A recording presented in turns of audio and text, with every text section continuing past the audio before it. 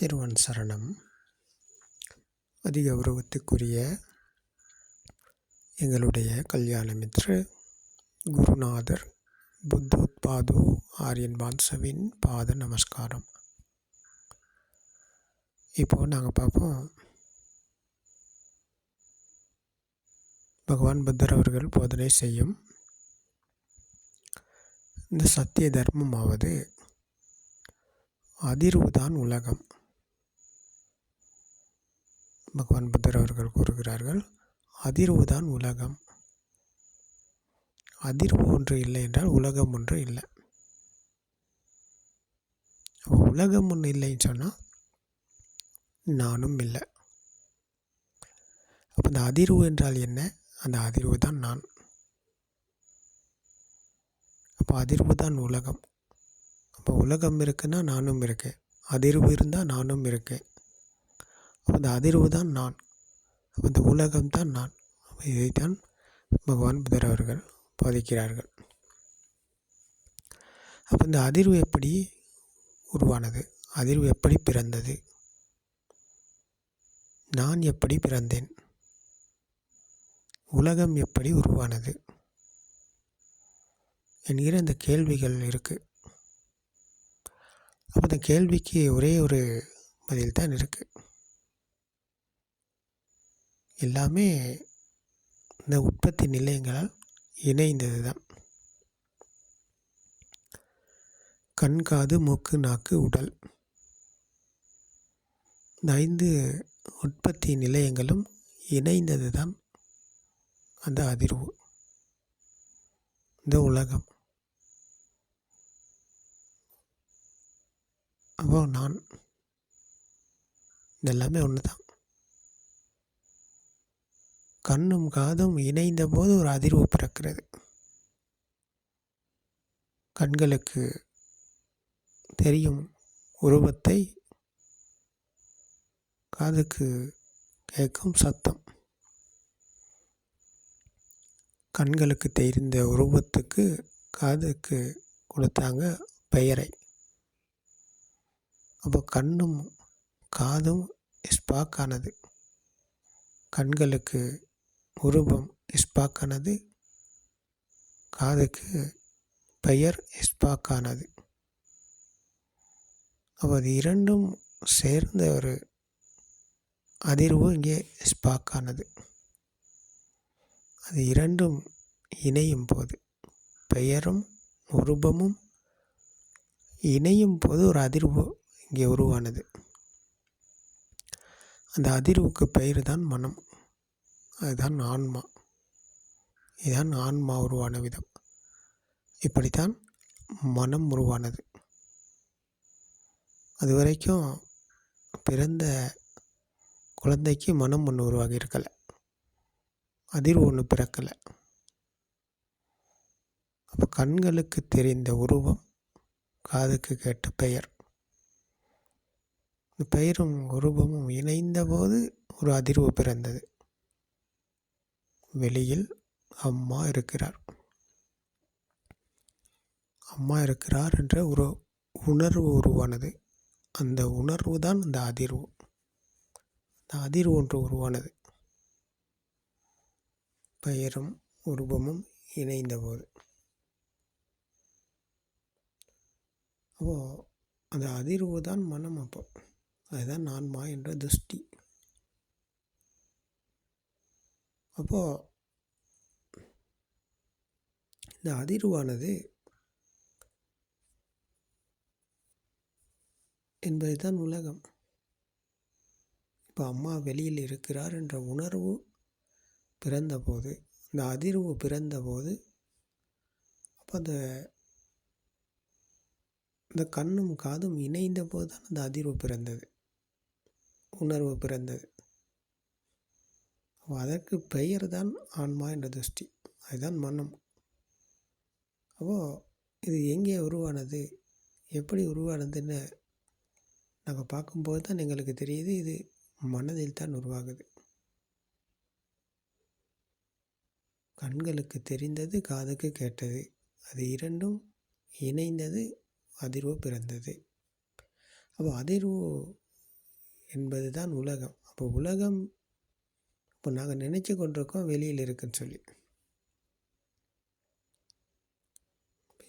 எல்லா மனிதர்களும் நினைச்சு கொண்டிருக்காங்க அம்மா வெளியில் இருக்காங்க, அம்மா வெளியில் இருக்கிறாங்க, புறத்தில் அம்மா வெளியில் இருக்கிறாங்க அப்படின்னு நினச்சி கொண்டிருக்காங்க. அந்த நினைப்புக்கு காரணம் என்ன? எல்லாருமே அம்மா வெளியில் இருக்கிறாங்கன்னு நினச்சிக்கிட்டு இருக்காங்க. இப்போ இந்த நினைப்புக்கு என்ன காரணம் அப்படின்னு பார்த்தா இதுதான் காரணம். என்னது? கண்ணும் காதும் இணைந்ததுனால ஒரு அதிர்வு பிறந்தது. அந்த அதிர்வு தான் அம்மா. அப்போ அம்மா என்ற உலகம் இந்த அதிர்வால் தான் பிறந்தது, இணைப்பால் பிறந்தது, இணைப்பால் உருவானது. இணைப்பால் உருவான அம்மா என்ற அந்த கண்களுக்கு தெரிந்த உருவமும் காதுக்கு கேட்ட பெயரும் இரண்டும் இணைந்த அம்மா வெளியில் இருக்காங்கப்பா, புறத்தில் இருக்காங்க? இல்லை, வெளியில் அப்படி ஒரு அம்மா இல்லை. உண்மையிலேயே அப்படி ஒரு அம்மா வெளியில் இல்லை. அது மனதில் இருக்கும் ஒரு எண்ணம் தான். அப்போ வெளியில் எங்கேயுமே அம்மா என்பவர் கிடையாது. நாங்கள் நினைக்கிறோம் அம்மா வெளியில் இருக்காங்க. உண்மையாகவே எனக்கு அம்மா இருக்காங்க. என்னை படிக்க வச்சாங்க, எனக்கு பால் ஊட்டினாங்க, எனக்கு தாலாட்டு பாடினாங்க, என்னை குளிப்பாட்டினாங்க, எல்லாம் செஞ்சாங்க. என் அம்மா இல்லாமல் நான் இல்லை. என் அம்மா தான் என் உலகம் அப்படின்னு அம்மாவை பற்றின கனவு, கற்பனை, இது எல்லாமே இப்படித்தான் உருவானது. அந்த சத்தமும் வர்ணமும் இணைந்ததுனால, பெயரும் உருவமும் இணைந்ததுனால ஒரு அதிர்வு பிறந்தது. அம்மா என்ற அதிர்வு, அது வெளியில் இருக்கிறார் என்று உணர்ந்தது. அந்த அதிர்வு பிறந்தது. அப்போ அதிர்வால் அது நினைத்தது எல்லாம் வெளியில் இருக்குன்னு சொல்லி. நினைப்பில் தான் இப்போ இன்றைக்கி எல்லோரும் வாழ்ந்துக்கிட்டு இருக்கோம். அம்மா இருக்கிறாங்க, அப்பா இருக்காங்க, வீடு வாசல், சூரியன் சந்திரன், இரவு பகல், காலை மாலை எல்லாம் இருக்குது. எல்லாம் எங்கே இருக்குதுன்னு பார்த்தா எங்கேயும் இல்லை, எல்லாம் மனசில் தான் இருக்குது. மனதில் இருக்கும் உலகத்தில் தான் நாங்கள் வாழ்ந்து கொண்டிருக்கிறோமே தவிர வெளியில் இருக்கும் உலகத்தில் இல்லை. நாங்கள் எல்லாம் நினச்சி கொண்டிருக்கோம் வெளியில் இருக்குது அப்படின்னு. இல்லை, நீங்கள் நினைக்கிற எதுவுமே எங்கேயுமே இல்லை. நீங்கள் நினைக்கிற எதுவுமே எங்கேயுமே இல்லை. அப்போ நீங்கள் இருப்பது கற்பனையில். இதுதான் பகவான் புத்தர் அவர்கள் சொல்கிறார்கள். நீங்கள் இருப்பது கற்பனையில், கனவில். அப்போ கனவுலேருந்து நீங்கள் விழித்து பார்த்தா தான் உங்களுக்கு உண்மை தெரியும். கற்பனையை தள்ளி வச்சுட்டு நீங்கள் கண்ணை திறந்து பார்த்தீங்கன்னா உங்களுக்கு உண்மை தெரியும். நீங்கள் இன்னும் கண்ணை மூடி கனவு கண்டு கொண்டிருக்கீங்க. நித்திரைக்கு போயிட்டு கனவு கண்டு இருப்பதை போல் இன்னும் கனவு கண்டு கொண்டிருக்கீங்க. இது உலகம், உண்மை, எல்லாமே இருக்கிறாங்க, எல்லாம் இருக்குது அப்படின்னு சொல்லி கனவில் வாழ்ந்து கொண்டிருக்கீங்க, கற்பனையில் வாழ்ந்து கொண்டிருக்கீங்க. அப்போது நீங்கள் என்றைக்கு கண்ணை திறந்து பார்க்குறீங்களோ அன்றைக்கி உங்களுக்கு உண்மை தெரியும். அந்த கண்ணுக்கு பேர் தான் தம்ம சக்குசே, தர்மத்தை காணும் கண், சத்தியத்தை காணும் கண். சத்தியத்தை காண முடியாது, சத்திய தர்மம் என்னன்னு தெரியாமல். அதுக்கு தான் போதனை செய்கிறார் பகவான் புத்தர் அவர்கள்.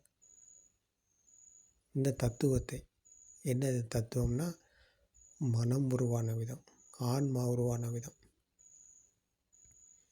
அதை கேட்டு தெரிஞ்சு கொள்கிறவர் பார்க்குறாரு. கண்ணை திறந்து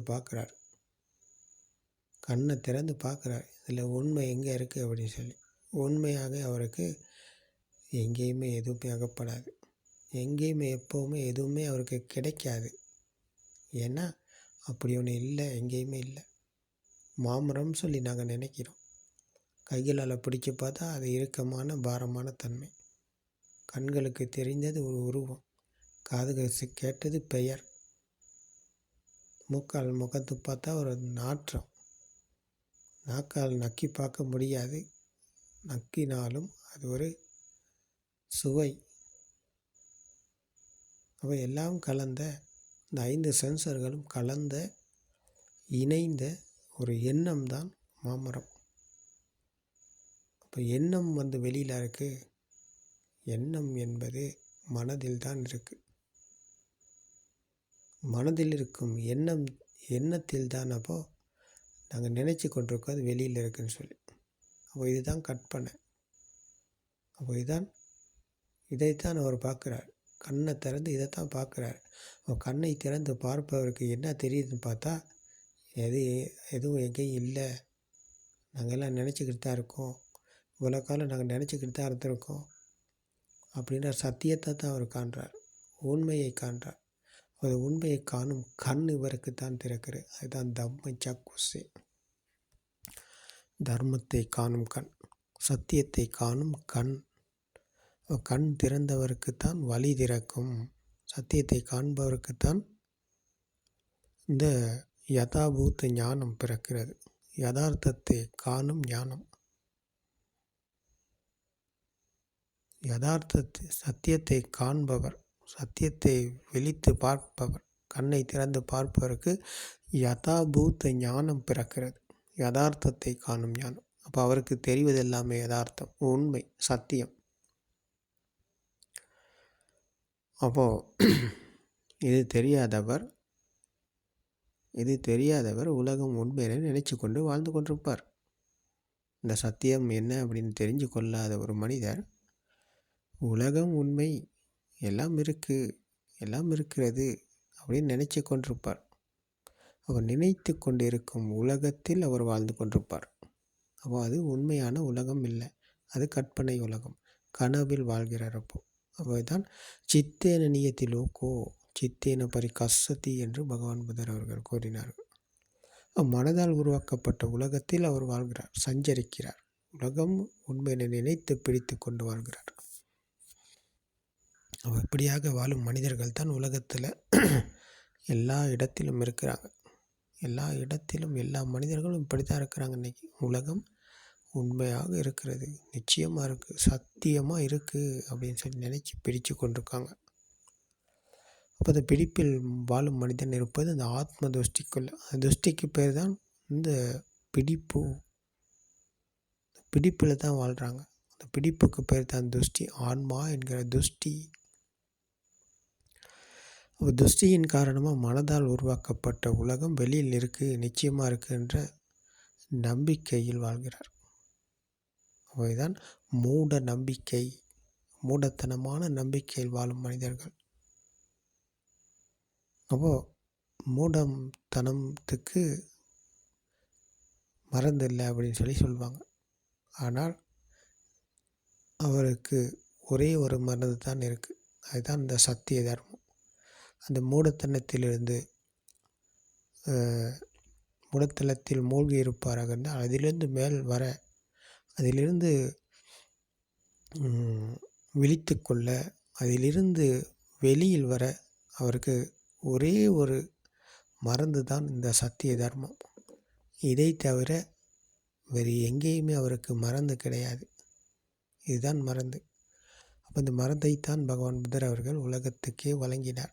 வாருங்கள், இந்த மருந்தை எடுத்து பாருங்கள், இந்த மருந்தை பாவிங்க, இந்த மருந்தை டெய்லி பாவிங்க, உங்களுக்கு இந்த கொடிய நோயிலிருந்து விடுதலை, விமோச்சனம் அப்போ தான் உங்களுக்கு கிடைக்கும் அப்படின்னு சொல்லி எல்லாத்துக்கும் கொடுத்தார் இந்த சத்தியத்தை தான் பகவான் புத்தர் அவர்கள்.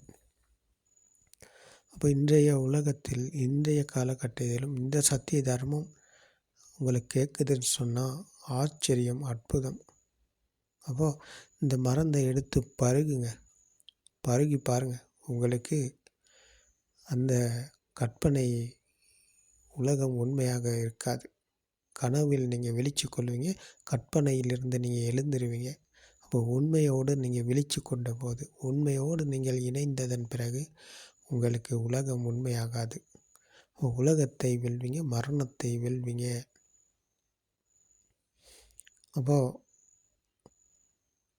அப்போ அவருக்கு உலகம் உண்மை இல்லைன்னு சொன்னால், அப்போ அந்த அதிர்வு தான் அழிந்து போகுதுங்க. உலகம் இல்லைன்னு சொன்னால், உலகம் நாங்கள் நினச்சிக்கிட்டுருக்கோம். அப்போ நினைக்கும் உலகம் எங்கேயும் இல்லைன்னு சொன்னால், அந்த அதிர்வு தான் இங்கே அழிந்து போகிறது. அப்போ அதிர்வு அழிந்து போனால், அதிர்வுக்குள்ளாகி இருந்த நான் எங்கே இருக்கேன்? நான் என்பவர் இங்கே இல்லை. அப்போ அந்த அதிர்வு தான் நான் வெளியில் இருக்கிறது என்ற உணரத் தொடங்கும் போது, உணர்வு ஒன்று உருவானதன் பிறகு அங்கே ஒரு அதிர்வு பிறந்தது. வெளியில் அம்மா இருக்கிறார் என்ற உணர்வில் ஒரு அதிர்வு பிறந்தது. அப்போ அந்த உணர்வு என்பது இங்கே அழிந்து சத்தியத்தை கண்டதன் பிறகு, சத்தியத்தை கண்டு சத்தியத்தோடு இணைந்ததன் பிறகு அந்த வெளியில் இருக்கிறது என்ற உணர்வு அழிந்து வெளியில் இல்லை, நாங்கள் நினைத்து கொண்டு இருக்கிறோம். அப்போ அது மனதில் தான் இருக்கிறது என்ற உணர்வு இங்கே பிறக்குது அவருக்கு. அப்போ அந்த உணர்வுக்குள் அவர் விழித்து கொள்ளுகிறார். இதுதான் சத்தியத்தோடு இணைந்து கொள்ளும் சுபாவம். அப்போ சத்தியத்தோடு இணைந்தவருக்கு சத்திய ஞானம் பிறக்கிறது. தம்ம சக்குச என்ற சத்தியத்தை காண்பவருக்கு, தர்மத்தை காண்பவருக்கு யதாபூத ஞானம் பிறக்கிறது. யதார்த்தத்தை காணும் ஞானம். அந்த யதார்த்தத்தின் ஊடாக அவர் சத்திய ஞானம் அடைகிறார். சத்திய ஞானம் அடைந்தவர் இந்த அனாத்ம கோணத்தை கையாளுகிறார். அனாத்ம தர்மத்தை புரிந்து உணர்கிறார். அப்போ அவருக்கு தெரிவது என்னென்னா சத்தியம்தான் தெரியும். எல்லா இடத்திலும் அவருக்கு தெரிவது எல்லாமே சத்தியம். அப்போது சத்தியத்தை தான் அவர் காண்கிறார். அப்போ எல்லா இடத்திலும் எது கேட்டாலும் அதற்குள் அவருக்கு தெரிவது என்னென்னா சத்தியம். எதை பார்த்தாலும் அவருக்கு அதற்குள் தெரிவது என்னென்னா சத்தியம்தான் தெரியும். அப்போ இதுதான் சத்திய ஞானம். சத்திய ஞானத்தின் ஊடாகத்தான் அவருக்கு எல்லாமே அவருக்கு அகப்படுகிறது. இந்த ஞானத்தின் வழியாகத்தான் அவருக்கு எல்லாமே தெரியும். அப்போ கண்களுக்கு தெரிவது அல்ல அவர் பார்க்கிறார், காதுக்கு கேட்பதை அல்ல அவர் கேட்கிறார், ஞானத்தின் வழியாக பார்க்கிறார். அப்போ ஞானத்துக்குள் விழித்து கொண்டதன் பிறகு, சத்திய ஞானம் அடைந்ததன் பிறகு அவருக்கு உலகம் மீண்டும் உண்மையாகாது. கண்களுக்கு தெரியும் உலகம் வெளியில் இருக்கு, அப்போ அவருக்கு இல்லை. காதுக்கு கேட்கும் உலகம் வெளியில் இருக்கா? இல்லை. மூக்குக்கு உணரும் உலகம் அவருக்கு வெளியில் இருக்கா? இல்லை. நாக்குக்கு உணரும் உலகம் வெளியில் இருக்கு? இல்லை. அப்போ உடலுக்கு உணரும் குளிரோஷ்ணம், இறுக்கமான பாரமான இந்த தன்மைகள் எல்லாமே இந்த உலகம் வெளியில் இருக்க அவருக்கு இல்லை. எல்லாமே சென்சர்கள், எல்லாமே உற்பத்தி நிலையங்கள். உற்பத்தி நிலையங்களைத்தான் அவர் புரிந்து கொள்ளுகிறார். எல்லாமே உற்பத்தி நிலையங்களால் உருவானது. கண் இருக்கிறது என்கிறனால நாங்கள் வர்ணம் வெளியில் இருக்குன்னு சொல்லி நினைக்கிறோம். கண்களுக்கு தெரிவது வெளியில் இருக்குன்னு சொல்லி நினைக்கிறோம். காது கேட்பதனால காதுக்கு கேட்பது வெளியில் இருக்குன்னு சொல்லி நினைக்கிறோம். மூக்குக்கு உணரும் வாசனை, துர்நாற்றம் வெளியில் இருக்குன்னு சொல்லி நினைக்கிறோம். நாக்குக்கு உணரும் சுவை வெளியில் இருக்குன்னு சொல்லி நினைக்கிறோம். உடலுக்கு உணரும் குளிர் உஷ்ணம், இறுக்கமான பாரமான இந்த மென்மையான தன்மைகள் எல்லாமே வெளியில் இருக்குன்னு சொல்லி நாங்கள் நினைக்கிறோம். நாங்கள் நினைச்சு கொண்டிருக்கோம். அந்த நினைப்பிலிருந்து தான் அவர் மேலும் வழிக்கு வருகிறார். அப்போது வெளியில் இல்லைன்னு சொன்னால் அப்போ மனதில் தான் இருக்குது எல்லாமே. இந்த கதை எல்லாமே ஓடிக்கொண்டிருப்பது மனசில். இந்த கதை ஓடிக்கிட்டு இருக்கு மனசில். அந்த மனசை தான் நாங்கள் இங்கே புரிஞ்சு கொள்கிறோம். அப்போ எல்லாம் மனசில் தான் ஓடிக்கொண்டிருக்குன்னா அப்போ வெளி உலகம் அவருக்கு தெரியாது, வெளி உலகம் அவருக்கு கேட்காது. எல்லாமே மனம்தான் என்ற சத்தியத்தை புரிந்து உணர்வுக்குள் விழித்து கொள்ளும் போது இவர் சத்தியத்துக்குள் விழித்து கொள்ளுகிறார், சத்திய ஞானம் அடைகிறார். அப்போ அந்த உலகத்தின் மீதுள்ள அதிர்வு தான் இங்கே அழிந்து போகிறது. அதிர்வுக்குள்ளாக இருந்து அவர் அழிந்து போகிறார். உணர்வு பிறந்தது வெளியில் இருக்குன்னு சொல்லி அந்த உணர்வு அழிந்து இந்த அனாத்ம தர்மத்தை கையாள்பவருக்கு, அனாத்ம கோணத்தை கையாள்பவருக்கு அப்போ அந்த உணர்வு அழிந்து அனாத்ம அனாத்ம உணர்வு பிறக்கிறது. அதாவது சத்திய ஞானம் பிறக்கிறது. சத்தியத்தின் வழியாகத்தான் அவர் உலகத்தை பார்க்கிறார். சத்தியத்தின் வழியாகத்தான் அவர் மனதை பார்க்கிறார். மனம்தான் உலகம் என்றால், உலகம்தான் மனம் என்றால், எங்கேயும் ஏதும் இல்லை என்ற சத்தியத்தோடு அவர் இணைந்தவருக்கு மனதை வெல்லும் வழிக்கு வருகிறார். உலகத்தை வெல்லும் வழிக்கு வருகிறார். உலகத்தை வெல்பவர், மனதை வெல்பவர் என்ற இந்த வழிக்கு வருபவர் மீண்டும் அந்த கண்களுக்கு தெரியும் உலகம் வெளியில் இருக்குன்னு சொல்லி அதன் பின் ஓட மாட்டார். அப்போ அம்மா என்ப ஒரு எண்ணம் என்றால் அது மனதில் தான் இருக்கிறது என்றால், அப்போ வெளியில் அப்படி ஒன்று கிடையாது, எல்லாமே எண்ணங்கள் அப்படின்ற சத்தியத்தை உணர்ந்தவருக்கு அம்மா மீது விருப்பு கொள்வதற்கோ அம்மா மீது வெறுப்பு கொள்வதற்கோ அப்படி ஒருத்தர் வெளியில் இல்லை என்ற சத்தியத்தோடு அவர் இணைகிறார். அப்போது இதோடு இணைந்ததன் பிறகு அவருக்கு அந்த அம்மாவின் மீதுள்ள பெருமதியும் மதிப்பும் அழிந்து போகிறது. வெளியில் இருந்த அம்மாவின் மீது பெருமதியும் மதிப்பும் அழிந்து போகிறது என்றால், அப்போ அந்த அம்மா எனக்கு பாலூட்டிய அம்மா, எனக்கு தாலாட்டு பாடிய அம்மா, என்னை படிக்க வைத்த அம்மா, என்னை பாடசாலைக்கு கூட்டிச் சென்ற அம்மா, என்னை பெரியாளாக்கி எனக்கு எல்லாம் செய்து கொடுத்த என் அம்மா என்ற அந்த கற்பனை உலகத்திலிருந்து தான் அவர் விடுதலை பெறுகிறார். கற்பனையை வளர்த்து வந்தார் இவ்வளவு நேரம். எனக்கு எல்லாம் செய்த என் அம்மா இல்லாமல் நான் இல்லை, என் அம்மா தான் என் உலகம் என்று கற்பனையில் வாழ்ந்தார் இவ்வளவு காலம். அப்போ இந்த சத்தியத்தை காண்பவருக்கு இது கற்பனையிலிருந்து அவர் மீள்கிறார். அப்போ கற்பனையிலிருந்து மீள்கிறார் என்றால் அவருக்கு மீண்டும் அம்மா வெளியில் இருக்கிறார் என்ற உணர்வு அவருக்குள் இருக்குமா? இல்லை. அவர் அந்த உணர்விலிருந்து மீண்டு விட்டார். அதாவது அந்த உணர்வு தான் ஆன்மா என்ற துஷ்டி, அந்த அந்த அதிர்வு தான் ஆன்மா என்ற துஷ்டி. வெளியில் இருக்கிறார் என்ற உணர்வு, வெளியில் இருக்கிறார் என்ற அதிர்வு. அப்போ அந்த அதிர்வு இங்கே அழிந்து போனதன் பிறகு, அந்த உணர்வு அழிந்து போனதன் பிறகு, இந்த அனாத்ம கோணத்தை, அனாத்ம தர்மத்தை கையாளும் போது இவருக்கு இந்த சத்தியத்தை காண்கிறார். தம்ம சக்குச என்ற சத்தியத்தை காண்பவருக்கு இந்த யதாபூத்த ஞானம் பிறக்கிறது. அவர் யதாபூத்த ஞானத்தின் வழியாக அவர் சத்திய ஞானம் அடைகிறார் என்றால், அப்போ அவருக்கு வெளி உலகம் உண்மையாகாது. வெளி உலகம் அவருக்கு மீண்டும் ஒருபோதும் உண்மையாகாது. ஏன்? அப்படி ஒன்று இல்லை, அப்படி ஒன்று கிடையாது. அப்போ அம்மா என்பவர் ஒரு எண்ணம் மட்டுமே, அம்மா என்பவர் ஒரு எண்ணம் மட்டுமே, அது எங்கேயும் இருப்பது கிடையாது என்ற சத்தியத்தை புரிந்து உணர்வுக்குள் அவர் விழித்து கொள்ளுகிறார். அப்போ இந்த அனாத்ம தர்மத்தை தான் புரிந்து கொள்கிறார். ஆன்மா என்ற துஷ்டியிலிருந்து மீள்கிறார். அனாத்ம தர்மத்தை அவர் கையாளுகிறார், நடைமுறையில் கையாளுகிறார். நடைமுறையில் கையாளும் போது அவருக்குள் இந்த அனுபவம் உருவாகுகிறது. அனுபவத்தோடு அவர் பார்க்கிறார் உலகத்தை, அனுபவத்தோடு அவர் இணைகிறார், அனுபவபூர்வமாக உலகத்தை பார்க்கிறார். அப்போ இவருடைய கதை இது. அப்போ அந்த கதையிலிருந்து மீள்கிறார். அப்போ இது அவருடைய சொந்த கதை இது. அதாவது சொந்த கதைன்னு சொன்னால், மீண்டும் இந்த நடைமுறையில் அவர் கையாளும் போது அவருக்குள் உறுதியாகுது. எல்லாமே அவருக்குள்ளே இது உறுதியாகுது. வெளியில் எங்கேயும் இல்லை, வெளியில் எங்கேயும் ஒன்றும் கிடையாது என்ற உறுதி அவருக்குள் உருவாகுது. அப்போது இதுதான் அவர் நடைமுறையில் கையாளுறதுனால அவருக்கு இது உறுதியாகுது. அப்போது அவருடைய அந்த கதையிலிருந்து அவர் மீள்கிறார். அவருக்குன்னு ஒரு கதை இருந்தது இவ்வளோ காலமாக. கற்பனை கதை ஒன்று நினச்சி பிடிச்சி வாழ்ந்து வந்தார். அப்போ அந்த கற்பனையிலிருந்து தான் அவர் மீள்கிறார். அப்போ அவருடைய கதையிலிருந்து தான் அவர் மீள்கிறார். அப்போ கற்பனையிலிருந்து அவர் கதையிலிருந்து மீள்கிறாருன்னா, அப்போது அவருக்குன்னு உலகம் ஒன்று கிடையாது. அவருக்கு ஒரு உலகம் இருந்துச்சு இவ்வளோ காலமாக. எனக்கு எல்லாம் செய்த அம்மா, என் அம்மா இல்லாமல் நான் இல்லை, என் அம்மா தான் என் உலகம் அப்படின்னு சொல்கிற அந்த உலகத்தில் அவர் வாழ்ந்து கொண்டு இருந்தார், சஞ்சரித்து கொண்டிருந்தார். அப்போது இது எல்லாமே பொய், எல்லாமே கற்பனை என்ற சத்தியத்தோடு இணைந்ததன் பிறகு அந்த உலகைத்தான் அவர் வெல்கிறார். அம்மா என்ற உலகம் இருந்தது, அவருக்கு நிச்சயமாக இருந்தது, உண்மையாக இருந்தது. அவர் சத்தியத்தோடு இணைந்ததன் பிறகு அந்த உலகத்தை வெல்கிறார்.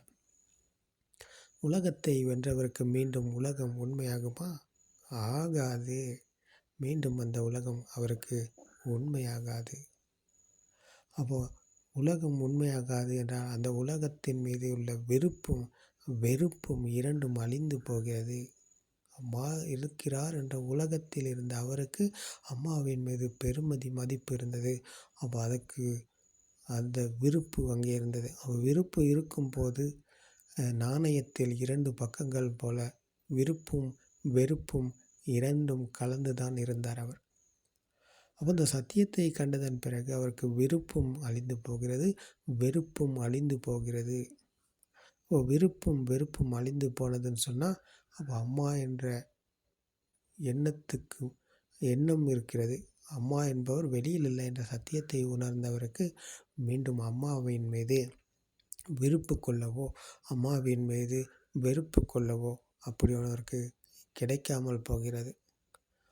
அப்படி ஒன்று இல்லை என்ற சத்தியத்தை நாங்கள் நினச்சி கொண்டு தான் எல்லாம் வெளியில் இருக்குன்னு சொல்லி, அப்போது அது எதுவுமே வெளியில் இல்லை, எல்லாமே மனம்தான், எல்லாமே எண்ணங்கள் தான் என்ற சத்தியத்தை உணர்ந்தவருக்கு மீண்டும் அம்மா வெளியில் இல்லை என்ற சத்தியத்தை புரிந்து உணரும் போது நாங்கள் அதை நினைத்து கொண்டு தான் இருக்கிறோம், எல்லாம் வெளியில் இருக்குன்னு சொல்லி அப்படின்ற சத்தியத்தை உணர்ந்ததன் பிறகு அவருக்கு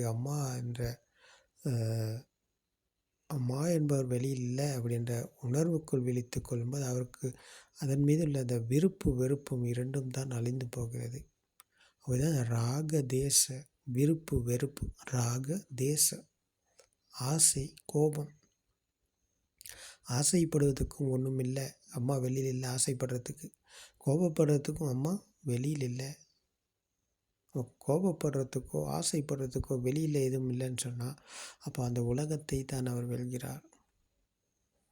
அப்போ உலகத்தின் மீது போட்டி போடவோ பொறாமைப்படவோ பழி வாங்கவோ ஏசவோ திட்டவோ அடிக்கவோ எதுவுமே செய்கிறதுக்கு அவருக்கு எங்கேயுமே எப்போவுமே எதுவுமே கிடையாது. அப்படி ஒன்று இல்லவே இல்லை. நாங்கள் எல்லாமே நினச்சி கொண்டு தான் இருந்தோம் ஒரு காலம். அப்போது சத்தியத்தை புரிந்து கொண்டவருக்கு எல்லாமே அழிந்து போகிறது, அதன் மீதுள்ள பெருமதி மதிப்பும் அழிந்து போகிறது என்றால் அந்த ராக தேச மோக என்ற அந்த தீ அழிந்து போகிறது, அதன் மீதுள்ள பெருமதி மதிப்பும் அழிந்து போகிறது. பெருமதி மதிப்பும் அழிந்து போகிற போது இந்த தீ அழிந்து போகிறது. மனதில் வளர்த்து வந்த பெருமதியும் மதிப்பும் அழிந்து போகிறது. அதற்கு வேல்யூ ஒன்று இருந்தது, மதிப்பு ஒன்று இருந்தது, அது எல்லாமே அழிந்து போனதன் பிறகு அவர் அதன் மீது போட்டி போடவோ பொறாமைப்படவோ பழி வாங்கவோ எதுக்குமே போக மாட்டார். ஆசைப்படுவதற்கு அப்படி ஒன்றும் இல்லை, கோபப்படுவதற்கு அப்படி ஒன்றும் இல்லை. அப்போ விருப்பு வெறுப்பு இரண்டிலும் அவர் வீழ்கிறார். விரும்புவதற்கும் ஒன்றும் இல்லை, வெறுப்பதற்கும் ஒன்றும் இல்லை என்ற சத்தியத்தோடு இணைந்தவருக்கு மீண்டும் விரும்பும் ஒன்று இல்லாமல் போகிறது, வெறுக்கும் ஒன்று இல்லாமல் போகிறது, சாந்த சுவையை அடைகிறார். அப்போ இதுதான் சத்திய ஞானத்தில் உள்ள விசேஷ அம்சம், விசேடமான அம்சம் இதுதான். சத்திய ஞானம் அடைந்தவருக்கு மீண்டும் வெளி உலகம் உண்மையாகாது. அப்போ அந்த அதிர்வு தான் இங்கே அழிந்து போகிறது. வெளி உலகத்தின் மீது உள்ள பெருமதியும் மதிப்பும் அழிந்து போனதன் பிறகு அந்த ஆன்மா இந்த துஷ்டி தான் அழிந்து போகிறது. அந்த துஷ்டி என்பது தான் அந்த அதிர்வு. ஆன்மா என்ற துஷ்டிக்கு பெயர் தான் அதிர்வு. அப்போ அந்த அதிர்வு தான் அழிந்து போகிறது. அப்போது மீண்டும் அவருக்கு வெளி உலகம் உண்மையாகாமல் போகிறது. அப்போ வெளி உலகம் உண்மை இல்லை என்றால் மனதில் அவருக்கு அப்போ உலகம் இருக்கிறது. ஆன்மா என்ற துஷ்டி அழிந்து விட்டாலும் ஆன்மா என்ற சமிக்கை இருக்கிறது. ஆன்மா அந்த வெளி உலகத்துக்குள் இருந்த மதிப்பு பெருமதி அழிந்து போனாலும் மனதில் அவருக்கு உலகம் இருக்கிறது என்றால் அந்த அதிர்வு மீண்டும் தொடர்கிறது. வெளி உலகத்தின் மீது உள்ள அதிர்வு அழிந்து போனாலும் மனதில் இருக்கும் உலகம் அவருக்கு உண்மையாக இருக்கிறது என்ற உலகத்தில் அவர் இருக்கிறார், மனோ உலகத்தில் இருக்கிறார். சித்தேன நியத்தி லோக்கோ என்கிற மனதால் உருவாக்கப்பட்ட உலகத்தில் அவர் இருக்கிறார் என்றால் அப்போ அதற்கு ஒரு பெருமதி மதிப்பும் இருக்கிறது. அப்போ அதுவும் அழிந்து போவதற்குத்தான் மனதில் மேலும் வழியை பகவான் புத்தர் அவர்கள் போதிக்கிறார்கள். மனதில் மேலும் வழி என்பதுதான் இந்த சுதூப்ப பார்த்த ஞானம். அதாவது இந்த நொடியில் வரும் எண்ணத்தில் உண்மை இருக்கிறதா? இந்த நொடியில் நாங்கள் பார்ப்பது என்னன்னு பார்த்தா மாமரத்தை பார்த்தால் மாமரம் என்பது ஒரு எண்ணம். அப்போ எண்ணம், இந்த நொடிக்குள் வந்த ஒரு எண்ணம் தான் மாமரம். அப்போ மாமரம் என்ற எண்ணம் உண்மையா? எண்ணம் என்பது சத்தமும் வர்ணமும் இணைந்தது, பெயரும் உருவமும் இணைந்தது தான் எண்ணம். எண்ணம் என்பது உண்மையா? வெளியில் இல்லை. அப்போ மனசில் இருப்பது உண்மையா? இல்லை, அதுவும் உண்மை இல்லை. அது வேகத்தின் காரணமாக இது எண்ணங்கள் வந்து போய்கொண்டே இருக்குது. அந்த வேகம் என்பது என்ன அப்படின்னு பார்த்தா, கண்ணும் காதும் இணைந்த போது அது அதிர்வு பிறந்தது. அந்த அதிர்வு எப்படி பிறந்ததுன்னு பார்த்தா, அது இரண்டும் ஸ்பாக் ஆனதுனால. ஸ்பாக் ஆனது எப்படின்னு பார்த்தா வேகத்தின் காரணமாக. கண்களுக்கு வர்ணம், காதுக்கு சத்தம், இது இரண்டும் ஸ்பரிசமானது. இது ரெண்டும் இணைந்தது. அப்போ இணைந்த போது ஒரு அதிர்வு பிறந்தது. அந்த அதிர்வு வேகமாக சுழன்றது. அதிர்வு என்பது வேகமாக சுழன்றதன் காரணமாக இந்த அம்மா, அப்பா, வீடு, வாசல், சூரியன், சந்திரன், மாமரம், வாழை மரம், தென்னை மரம், ரோஜா, மல்லிகை, தாமரை இப்படின்னு எல்லாமே இந்த அதிர்வால் தான் உருவானது. கண்களுக்கு தெரிந்தது, காதுக்கு கேட்டது, இது இரண்டும் இணைந்ததனால ஒரு அதிர்வு பிறந்தது. இந்த அதிர்வு வேகமாக சுழன்றதன் காரணமாக இது எல்லாமே உருவானது. ரோஜா, மல்லிகை, சூரியன், சந்திரன், அம்மா, அப்பா இவை எல்லாமே அப்போ அதிர்வால் பிறந்த எண்ணங்கள். அப்போ எண்ணங்கள் வெளியில் இல்லை சொன்னால் அப்போ மனதில் இருக்கா? இல்லை, எல்லாமே வேகத்தின் காரணமாக இது உருவானது. வேகத்தின் காரணமாக உருவானது வெளியில் இருக்குது, இல்லை மனசில் இருக்கா? இல்லை, இது வேகமாக சுழன்று கொண்டே இருக்குது. எந்நேரமும் இது சுழன்று கொண்டே இருக்குது. உதாரணத்தை கூறுவதாக இருந்தால், ஒரு பத்தியை பற்ற வைத்து நாங்கள் ஒரு சுழற்றினோம் சொன்னோம். அப்போ அங்கே புகை மண்டலம் சுற்றும். அந்த பத்தியை நாங்கள் எப்படி சுற்றுறோமோ அதே மாதிரி புகையும் சுற்றும். ஒரு வட்ட வடிவம் எங்களுக்கு தெரியும். அப்போ அது எப்படி வட்ட வடிவம் என்பது உண்மையாக இருக்கிறதாங்க? இல்லை, அந்த சுழற்சியின் காரணமாக, அந்த வேகத்தின் காரணமாக ஒரு வட்ட வடிவம் எங்களுக்கு தெரியுது. அப்போ அது உண்மையாக இருக்கிறதா? இல்லை, அது வேகத்தின் காரணமாக உருவானது. வேகத்தின் காரணமாக உருவானதை தவிர அப்படி ஒன்று கிடையாது. அப்போ இதே போலத்தான் இது வேகத்தின் காரணமாக உருவானதை தவிர இந்த மனம் என்பது அப்படி ஒன்று எங்கேயும் இருக்கிறதா? மனம் என்று எங்கேயாவது எங்கே இருக்குதா? இல்லை, அப்படி ஒன்று கிடையாது. இப்போ கரண்ட் என்பது நெகட்டிவ் பாசிட்டிவ் என்ற 2 வயர்களில் நம்ம வீட்டுக்கு வருது. வீட்டில் நம்ம பாவிக்கிறோம் கரண்ட்டை. டிவி, ஃபேன், ஃப்ரிட்ஜு எக்ஸட்ரா எல்லாமே பாவிக்கிறோம். பாவிக்கும்போது நாங்கள் அந்த இரண்டும் சம்பந்தமில்லாத இரண்டும் இணைந்ததனால் உருவானதை தான் நாங்கள் பார்க்கிறோமே தவிர அந்த எப்படி உருவானதுன்னு பார்த்தா அது வேகத்தின் காரணமாக உருவானது. அப்போ இதே போல் கரண்ட் என்பது நெகட்டிவ் பாசிட்டிவ் என்ற இரண்டும் இணைந்த ஒரு அதிர்வு பிறந்தது. அந்த அதிர்வு வேகமாக சுழன்றது. அந்த அதிர்வு வேகமாக போவதற்கு பெயர் தான் அந்த கரண்ட்டு என்பதை போல் இது மைண்ட் பவர். அது எலக்ட்ரிக் பவர், இது மைண்ட் பவர்.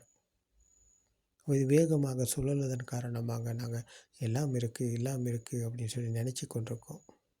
நினச்சி கொண்டிருப்பது வெளியிலும் இல்லைன்னா மனதில் இருப்பது உண்மையா? இல்லை, மனதிலும் அப்படி ஒன்று கிடையாது, மனசிலும் அப்படி ஒன்று இல்லை. இப்போ இந்த நொடியில் வரும் எண்ணத்தில் நாங்கள் சத்தியத்தை பார்க்கும் போது மாமரம் என்ற எண்ணம் உண்மையா? இல்லை, அது வெளியிலும் இல்லைன்னா மனதிலும் இல்லைன்னா அது ஒரு வேகத்தின் காரணமாக உருவான ஒரு அந்த கரண்ட் போல், இந்த மைண்டு கரண்ட் போல் ஒரு பவர், மைண்ட் பவர் இது. அப்போது அது எங்கேயாவது இருக்குதா? இல்லை. அது எந்நேரமும் ஸ்பார்க் ஆகி கொண்டே இருக்குது. மனதுக்கு இப்போ கண்களுக்கு வர்ணம் எந்நேரமும் ஸ்பார்க் ஆகி கொண்டு தானே இருக்குது. காதுக்கு சத்தம் எந்நேரமும் ஸ்பார்க் ஆகி கொண்டு தான் இருக்குது. இப்போ இதே போல தான் மனதுக்கு எண்ணங்கள் எந்நேரமும் ஸ்பார்க் ஆகி கொண்டே இருக்குது. அப்போ இது மனதின் சுபாவம். இதை நிறுத்த முடியாது. அது கண்ணை மூடிக்கிட்டால் வர்ணம் தெரியாது, காதை மூடிக்கிட்டால் சத்தம் கேட்காது. ஆனால் மனசை நிப்பாட்ட முடியாது, அது ஓடிக்கொண்டு தான் இருக்கும். அப்போ அதன் சுபாவம் அது. அப்போ இதில் சத்தியத்தை கண்டோம்னு சொன்னால், மனசுக்கு வரும் எண்ணத்தில் உண்மை இருக்கிறதா என்ற சத்தியத்தை நாங்கள் விமர்சித்து பார்த்தா, அதிலையும் மனதிலும் எங்கேயும் உண்மை கிடையாது. எந்நேரமும் ஸ்பார்க் ஆகி கொண்டே இருக்குது. ஆனால் இதற்கு நிரந்தரமாக இருக்கும் ஒரு எண்ணம் என்று ஒன்று கிடையாது. எந்நேரமும் வந்து போய்கொண்டே இருக்குது. அப்போ தான் சுத்தூப்பு பார்த்த ஞானம். இந்த நொடியில் வரும் எண்ணத்தில் சத்தியத்தை காண்பது சுத்தூப்பு பார்த்த ஞானம். அப்போ சத்திய ஞானம் இருந்தவர், புப்பே நிவாசானுசத்தி ஞானம் இருப்பவருக்குத்தான் சுத்தூப்பு பார்த்த ஞானம். மனம் உருவான விதம் பற்றி விமர்சிக்கும் ஞானம்தான் புப்பே நிவாசானுசத்தி ஞானம். அப்போது மனம் உருவான விதம் பற்றி புரிந்து உணர்ந்தவர் தான் சத்திய ஞானம் அடைகிறார். சத்திய ஞானத்தால் தான் அவருக்கு தெரியுது, எந்த மனமும் உண்மை இல்லை, எந்நேரமும் எண்ணங்கள் வருது போகுது.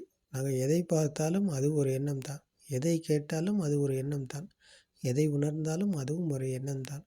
அப்போது எண்ணங்களில் தான் நாங்கள் வாழ்ந்து கொண்டிருக்கோம், மனதில் தான் நாங்கள் வாழ்ந்து கொண்டிருக்கோம். வெளியில் இருக்கும் உலகம் ஒன்றும் இல்லை. அப்போ மனதில் இருக்கும் உலகம் உண்மையா? அப்போது இல்லை, அதுவும் அப்படியும் ஆகாது, அதுவும் உண்மையாகாது, அப்படி ஒன்றும் கிடையாதுங்க. அப்போது அது வேகத்தின் காரணமாக, அது வேகம்தான் அப்போது மனம் என்பது. கண்ணும் காதும் இணைந்த போது அங்கே ஒரு அதிர்வு பிறந்து அதிர்வு வேகமாக சுழல்வதன் காரணமாக, அதிர்வு வேகமாக சுழல்கிறது. அது சுழற்சி நிற்காமல் சுழன்று கொண்டே இருக்குது. அதன் வேகத்தின் காரணமாக, அந்த சுழற்சியின் காரணமாக நாங்கள் எல்லாமே இருக்குன்னு நினச்சி கொண்டே இருக்கோம். ஆனால் உண்மையிலுமே அப்படி ஒன்று எங்கேயுமே கிடையாது. வெளியிலும் இல்லை, மனசிலும் இல்லை. நாங்கள் நினச்சி கொண்டிருக்கோம் எல்லாம் இருக்குது அப்படின்னு சொல்லி. அப்போது அப்படி ஒன்று இல்லைன்னு சொன்னால், இந்த சத்தியத்தை புரிந்து நாங்கள் உணர்ந்ததன் பிறகு அப்போது எல்லாமே சாதாரணமாக நடந்து கொண்டிருக்கு. வெளியிலும் இல்லை, மனசிலும் இல்லைன்னு சொன்னால் அப்போ ரெண்டுக்கும் உள்ள மதிப்பு இங்கே அழிஞ்சு போகுது. வெளியில் இருக்கின்ற அதுக்கு பெருமதி மதிப்பும் இருந்தது. அப்போ அது அழிஞ்சு போனதன் பிறகு சத்தியத்தை உணர்ந்தவருக்கு இந்த மனதிலும் இல்லை அப்படிங்கிற சத்தியத்தை ப்ராக்டிக்கல் நடைமுறையில் இதை கையாளும் போது, அன்றாட வாழ்க்கையில் இதை விமர்சித்து நடைமுறையில் கையாளும் போது அவருக்கு அனுபவம் வருது, நிறைய அனுபவங்கள் வருது. என்னென்னா, அப்போ இது எங்கேயும் இல்லையே, மனசுக்கும் எண்ணங்கள் வருது போகுது, சாமானியமாக எல்லாமே நடந்து கொண்டிருக்கு. இதுக்கு அது ஒரு சென்சர் மட்டுமே. இப்போ கண்களுக்கு தெரிவது போல் காது கேட்குது, காது கேட்குறது போல் மனசுக்கும் எண்ணங்கள் வருது போகுது. அப்போ இதுவும் ஒரு சென்சர். மனம் என்பதும் ஒரு சென்சார் தான். அது ஒரு உற்பத்தி நிலையம், எண்ணங்களை கோர்த்து கொண்டே போகுது. இந்த சங்கிலியை போல், சங்கிலிக்கு அந்த சின்ன சின்ன கோர்வையாக கோர்த்து போய்கொண்டே இருப்பது போல் இந்த எண்ணங்கள் கோர்த்து கொண்டே போய்கொண்டிருக்கு. இப்போ இதில் நாங்கள் உண்மையை கண்டால் எந்த ஒரு எண்ணமும் எங்களுக்கு உண்மையாகாது. எந்த ஒரு எண்ணத்திலும் உண்மை இல்லை, எல்லாமே அந்த வேகத்தின் காரணமாக உருவானது. அப்போ இதுதான் பகவான் புத்தர் அவர்கள் கூறுகிறார்கள், சஞ்ஞா அபிசங்கரண என்று. சஞ்ஞா அபிசங்கரண என்பது தான் நாங்கள் வாழ்கிறோம் என்பது. சமிக்கைகளின் வேகம். சமிக்கை என்றால் என்ன? மனம், எண்ணங்கள். சமிக்கையின் வேகம் தான் நாங்கள் வாழ்ந்து கொண்டிருக்கோம். இந்த வேகத்தில் தான் நாங்கள் வாழ்ந்து கொண்டிருக்கோம். அந்த வேகத்துக்கு பேர் தான் அந்த சுழற்சி. அந்த சுழற்சியின் காரணமாக, அந்த வேகத்தின் காரணமாக அது உண்மையை நினச்சி வாழ்ந்து கொண்டிருக்கோம். இல்லை, அப்படி ஒன்றும் கிடையாது என்று பகவான் புத்தர் அவர்கள் போதிக்கிறார்கள். அப்போ இது மனோவிஞ்ஞானம் என்கிற இந்த மனதின் மாயைக்குள்ளே தான் நாங்கள் எல்லாருமே வாழ்ந்து கொண்டிருக்கோம். அப்போ இந்த மனம் எப்படி உருவானது பார்த்தா அது கண்ணும் காதும் இணைந்தது. அப்போ இணைந்தது வெளியில் இல்லைன்னா மனதில் இருக்கா? இல்லை, அப்படி ஒன்று கிடையாது. வெளியில் இல்லாதது எப்படி மனசில் வரும்? இல்லை, அப்படியும் இல்லை. அந்த சத்தியத்தை கண்டால் சத்தியத்தோடு இணைந்தவருக்கு மீண்டும் அந்த வெளி உலகத்துக்கு போக மாட்டார்னு சொன்னால் மனோ உலகத்திலும் அவர் மீள்வார். ஏன்னா அப்படி ஒன்று கிடையாது. இப்போ நாங்கள் எல்லாருமே நினச்சி கொண்டிருக்கிறோம் எல்லாம் இருக்குன்னு சொல்லி. இப்போ நாங்கள் தமிழ் பேசுகிறனால நாங்கள் எங்களுடைய இனம் தமிழ், நாங்கள் தமிழ், எங்களுக்கு நாங்கள் எல்லாமே தமிழ் அப்படின்னு சொல்லி நாங்கள் நினச்சி கொண்டிருக்கோம். இதே இங்கிலீஷ்காரர்கிட்ட நாங்கள் மாமரத்தை மாமரம்னு சொல்ல மாட்டோம். அவரு மாமரம்னா அவருக்கு என்னன்னு தெரியாது. அப்போ அதுக்கு மீது அந்த மாமரம் என்று நாங்கள் அவர்கிட்ட சொன்னால் அவருக்கு என்னென்னு தெரியாட்டி அதுக்கு ஒரு பெருமதியும் மதிப்பும் அவர் கொடுக்க மாட்டார். அப்படி ஒன்று அவர்கிட்ட அவருக்கு தெரியாதனால அதுக்கு அவர் கணக்கே இருக்காது. அவர் கணக்கெடுக்கவே மாட்டார். ஆனால் மாமரம் என்கிற போது இதை கேட்குற உங்களுக்கு ஒரு மதிப்பு வரும். மாமரம் என்ற ஒரு உருவம் வந்து சேரும், ஒரு ஞாபகம் வரும் உங்களுக்கு. என்ன காரணம்னு சொன்னால் அது இணைஞ்சிருக்கு, ஏற்கனவே போடப்பட்டது, சத்தமும் வர்ணமும் இணையப்பட்டது. அப்போ இணையப்பட்டதை இப்போது கேட்கும் போதும் அப்போ அந்த முன்புள்ள ஞாபகங்கள் முன்பு போடப்பட்டது இப்போவும் வந்து சேருது. ஆனால் உண்மையிலேயுமே அப்படியும் கிடையாது. அப்போது இது டெலிபதி சிஸ்டம் ஒன்று இருக்குது. முன்பு போட்டதை நாங்கள் இப்போவும் இருக்குதுன்னு சொல்லி நினச்சி கொண்டிருக்கோம். ஆனால் அப்படி ஒன்றும் கிடையாது. இங்கே எல்லாமே அந்தந்த நேரத்தில் ஸ்பாக் ஆகுறது. இப்போ நாங்கள் நினச்சி கொண்டிருக்கோம் எல்லாம் இருக்குது அப்படின்னு சொல்லி. அப்போ இந்த மாமரம் என்ற சத்தத்தை வெளிநாட்டுக்காரருக்கு, வெள்ளைக்காரருக்கு கொடுத்தா அவருக்கு இது அப்படி ஒரு உபாதனை ஆகாது. அது அப்படி ஒரு பிடிப்பில் அவர் இல்லை. ஜப்பான்காரர்கிட்ட மாமரம்னு சொன்னால் அவருக்கும் அது என்னென்னு தெரியாது, அதன் மேலே அவருக்கு விருப்பு வெறுப்பு உண்டாகாது. ஆனால் தமிழர்கிட்ட மாமரம்னு சொன்னால் அதன் மீது விருப்பு வெறுப்பு இருக்குது அவருக்கு. ஏன்னா அது ஏற்கனவே அவருக்குள் உருவாகி இருக்குது. அப்போ அதன் மீது அவருக்கு ஆசை இருக்குது, கோபம் இருக்குது. அப்போ அதனால் அவருக்கு மாமரம் என்ற சத்தத்தை கேட்ட நொடியில் அவருக்கு மாமரம் வந்து சேரும் ஞாபகத்துக்கு. அப்போ இது எல்லாமே எப்படி வந்ததுன்னு பார்த்தா அந்த சத்தம் வர்ணம் இணைஞ்சனால அந்த வேகத்தின் காரணமாக வந்து சேருது. வேகம் தான் அதுக்கு காரணம். வேகத்தின் காரணமாக சொன்னதுக்கப்புறம் சத்தம் கேட்ட நொடியில் அடுத்த நொடியில் அங்கே வந்து சேருது. எப்படி வந்ததுன்னு பார்த்தா வேகம். இப்போ இதுதான் அந்த வேகம். அந்த வேகத்தின் காரணமாக அம்மா என்கிற போது அம்மா என்ற சத்தத்தை நாங்கள் கொடுத்தோம்னு சொன்னால் அப்போ அவங்களுடைய அம்மா அங்கே ஞாபகத்துக்கு வருவாங்க. அப்போ அம்மா என்ற ஞாபகம் அம்மா என்ற ஒரு எண்ணத்துக்குள் ஆயிரம் லட்சக்கணக்கான எண்ணங்கள் பதிந்து இருக்கிறது, உள்ளுக்குள்ளே பதிந்து இருக்குது. அப்போ இதுதான் அந்த சித்த நியத்தில் இருக்கும். அப்போ இந்த பதிந்திருக்கும் எண்ணங்கள் எல்லாமே எப்படி வந்ததுன்னு பார்த்தா நாங்கள் போட்டுக்கொண்ட சமிக்கைகள். இந்த சமிக்கையினால தான் எல்லாமே கலந்து இருக்குது. அப்போ அம்மாவை பற்றின உலகம் அதிகமாகி அதன் மீது பெருமதி மதிப்பு எல்லாமே கலந்து இருக்குது. அப்போ இது உள்ளுக்குள்ளே அடங்கி இருக்குது. அம்மா என்ற ஒரு எண்ணத்துக்குள்ளே இந்த எண்ணங்கள் எல்லாமே கலந்து படிந்து இருக்குது. அப்போ அந்த எண்ணத்தில் எண்ணமும் உண்மை இல்லை என்ற சத்தியத்தை அவருக்கு விமர்சித்து நடைமுறையில் கையாளும் போது இந்த நொடியில் வரும் எண்ணத்திலும் உண்மை இல்லை, அது ஒரு வேகம் வழியாக வருது, வேகத்தின் காரணமாக வருது. இந்த கரண்ட்டு போல் வேகமாக வந்து சேர்வதை போல் எங்கள் வீட்டுக்கு சுவிட்சை போட்டால் பற்றுது, ஃபேனை போட்டால் சுற்றுது, டிவியை போட்டால் ஓடுது. அந்த மாதிரி அது வேகத்தின் காரணமாக இந்த மனம் என்ற வேகம் ஓடிக்கொண்டே இருக்குது. இந்த சமிக்கை ஓடிக்கொண்டே இருக்குது. அப்போ இதில் உண்மையை காண்பவருக்கு, இதில் சத்தியத்தை காண்பவருக்கு, அந்த வெள்ளைக்காரருக்கு மாமரத்தை பற்றி சொன்னால் அவருக்கு என்னென்னு புரியாட்டி அவர் அதை கணக்கே எடுக்காமல் போய்கிட்டு இருப்பார். அப்போ அவருக்கு அது உபாதானே ஆகாது.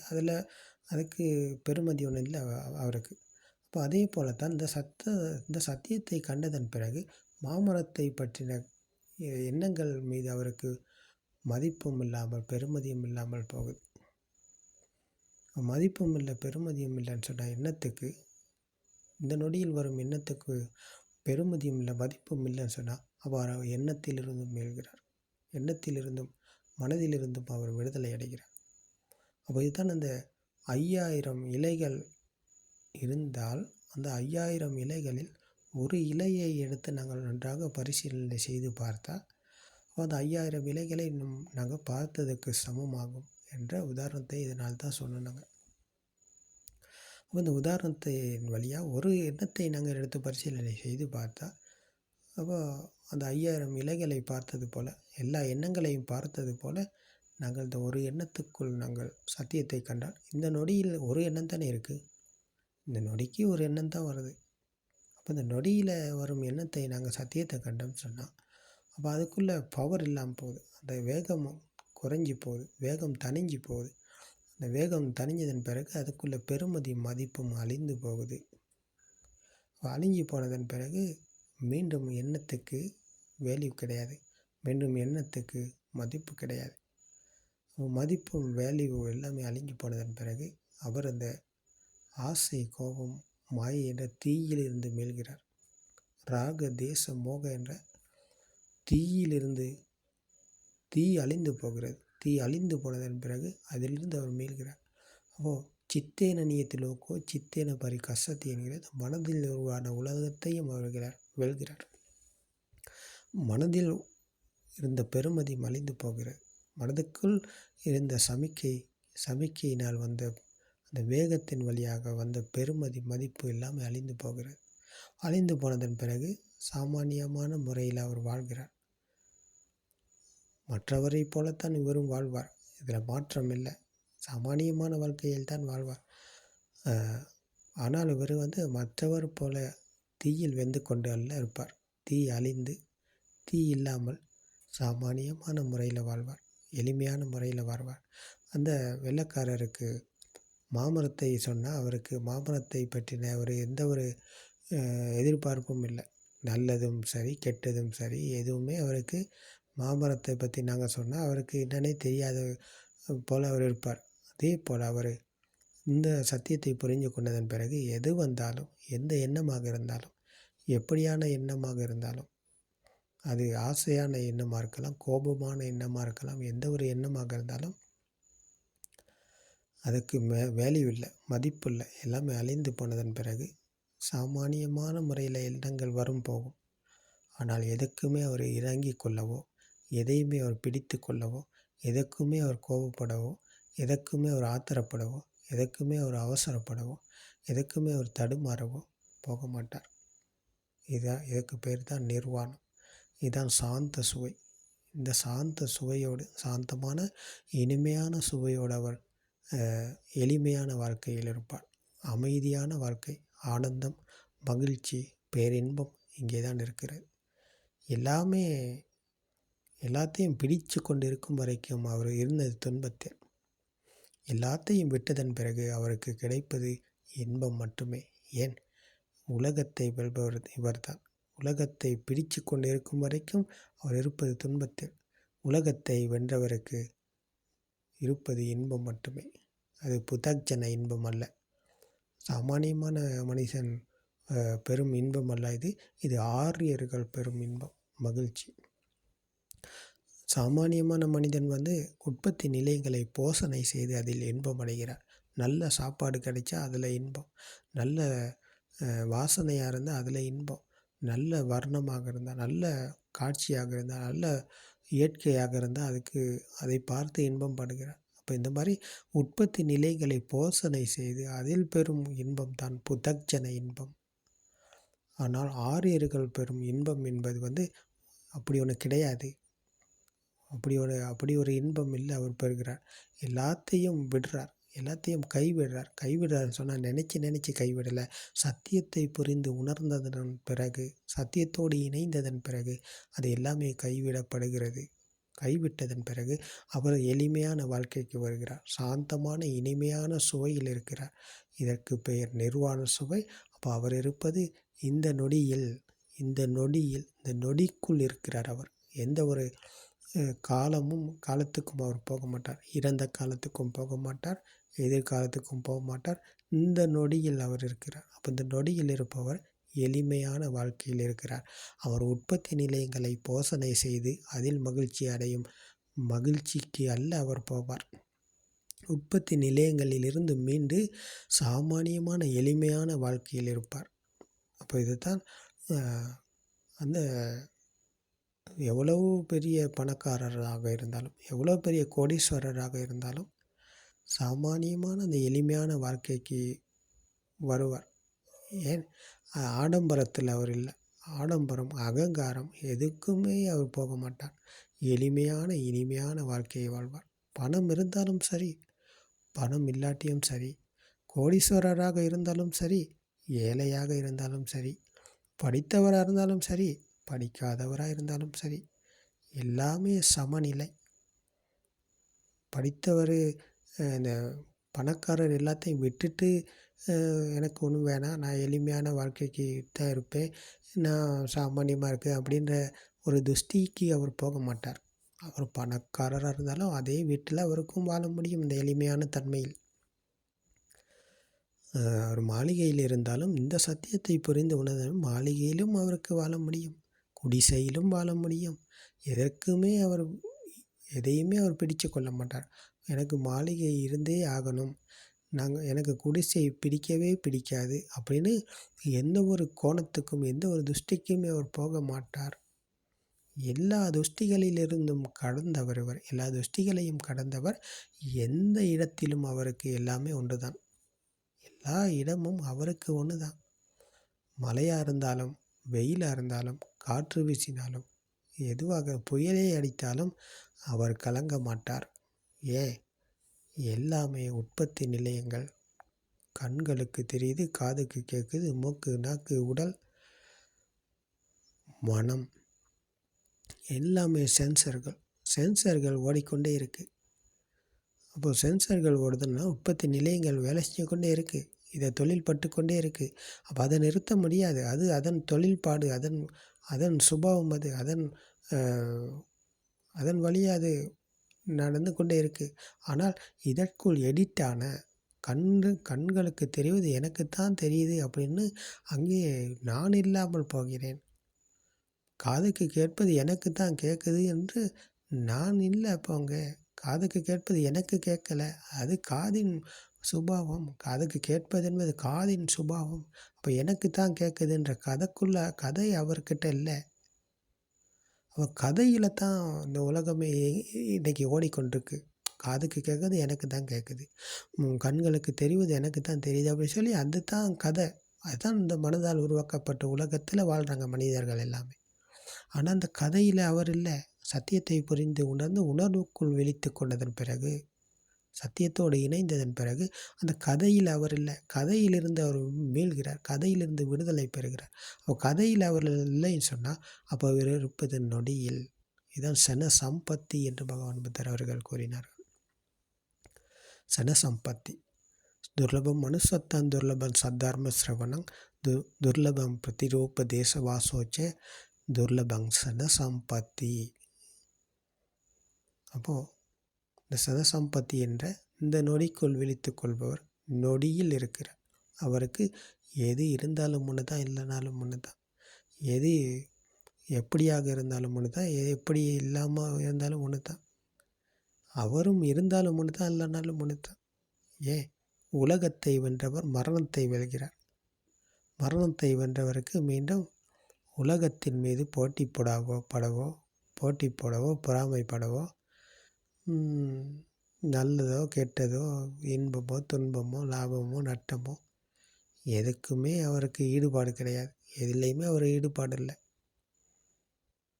அப்போது எல்லாம் தணிந்த நிலை, எல்லாம் அழிந்த நிலை, எல்லாமே தீ அணைந்த சுபாவம். இதுதான் இதுதான் நிர்வாணம்.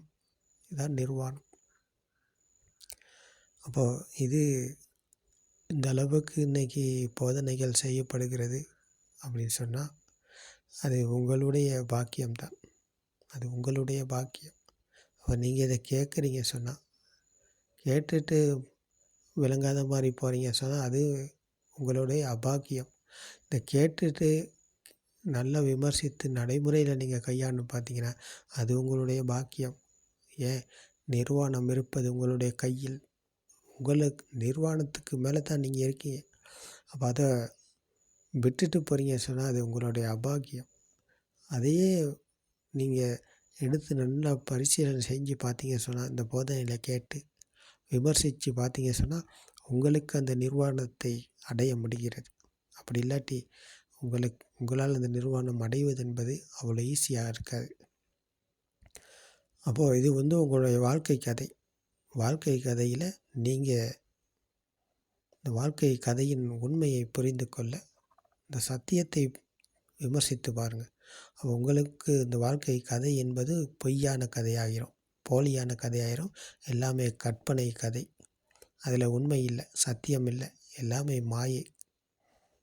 அப்போது அவர் வெல்வது இந்த உலகத்தை தான். அவர் உலகத்தை வெல்பவர் இந்த உற்பத்தி நிலையங்களைத்தான் வெல்கிறார்.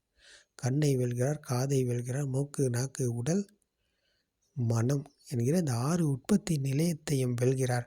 உலகை வெல்கிறார். அப்போ உலகம் என்பது இந்த உற்பத்தி நிலையம்தான். வேற எங்கேயுமே உலகம் இல்லை. வேற எங்கேயுமே உலகம் இல்லை. உற்பத்தி நிலையத்தால் உருவானதுதான் உலகம். அப்போது அதுதான் மனோ உலகம். மனதை வென்றவருக்கு உலகம் எங்கேயாவது இருக்குதா? எங்கேயுமே இல்லை. அப்போது இதுதான் சலாயத்தன லோக்கோ லோக்கோ சலாயத்தன நிரோதோ நிப்பானோ என்று பகவான் புத்தர் அவர்கள் போதித்தார்கள். 6 உற்பத்தி நிலையங்களால் உருவானதுதான் உலகம். அப்போ 6 உற்பத்தி நிலையத்தை வென்றவருக்கு உலகம் எங்கே இருக்குதா? எங்கேயும் இல்லை. அப்போ அதுக்கு பேர் தான் நிர்வாணம். அப்போ நீங்கள் கேட்கும் சத்திய தர்மத்தினூடாக உங்களுக்கு நிர்வாண மார்க்கம், நிர்வாணத்துக்கு அடையும் வழி திறக்கிறது. திறந்து இந்த வழியில் பயணித்து நீங்களும் நிர்வாணம் அடைந்து இந்த உலகத்தை வென்று மரணத்தை வெல்ல இந்த சத்திய தர்மம் உங்களுக்கும் துணையாக இருக்கும். திருவன் சரணம்.